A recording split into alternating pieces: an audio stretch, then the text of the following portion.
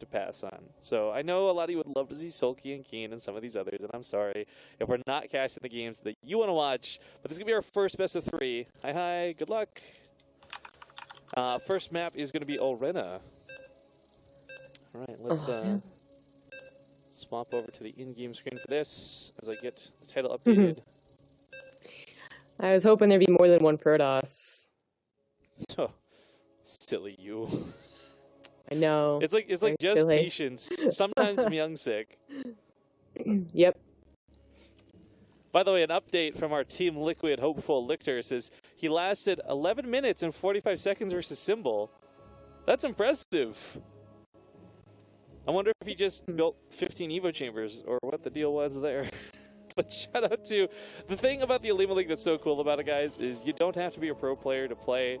A lot of the times we kind of got this, what we've nicknamed the Team Liquid crew. A bunch of guys who are definitely not good at the game. They just simply play to see how long they can last or what silly thing they can pull off against pros.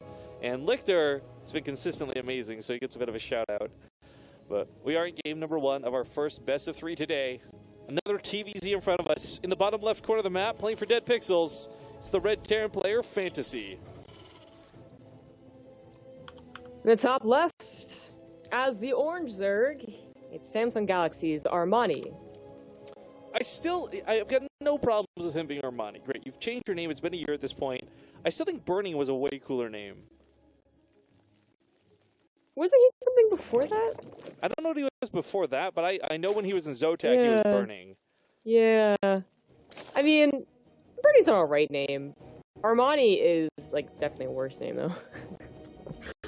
It's like he really likes the brand. I don't know. Maybe he does really like the brand. Maybe he's a fanboy.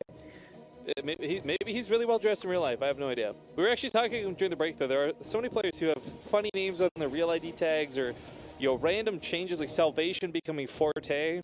And I feel like there's this like secret Korean party that they go to with their team, and they just rip pages out of a dictionary and stick it on a wall and hand everybody a couple of darts. And whoever's like the most drunk has to pick a new name by throwing the darts at the wall. Just combining the two.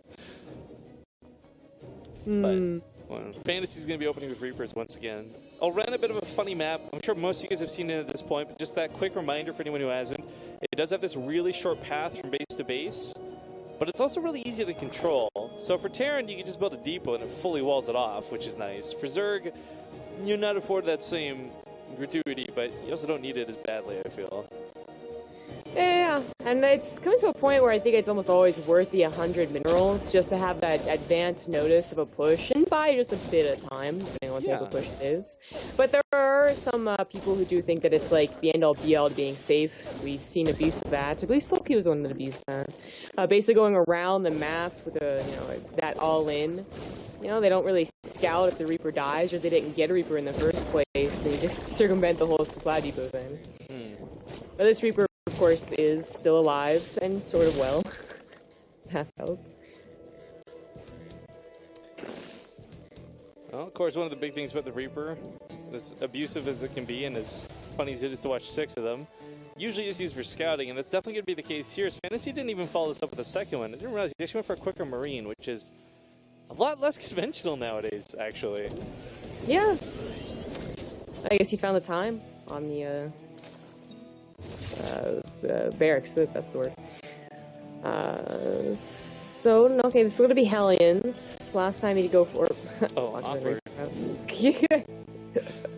Go back and scout. Actually, that Fantasy. Nope, that Reaper does need to scout the lair. Now, I think it's seen the lack of a third base, and it's got to be wondering, but to see the lair, but, you know, not just the lair. Is it a Roach Warren? Is it a Spire? Is it a Nidus Worm?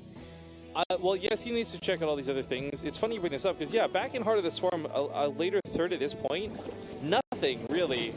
But in Legacy of the Void, if for no other reason than larva production, you would see a third at this point. So, get to the main, he's going to see that layer. He's also going to count the gases, too. He saw 2 in the natural and only 1 here in the main. Sees this Roach Warren, but I don't believe he saw the Spire.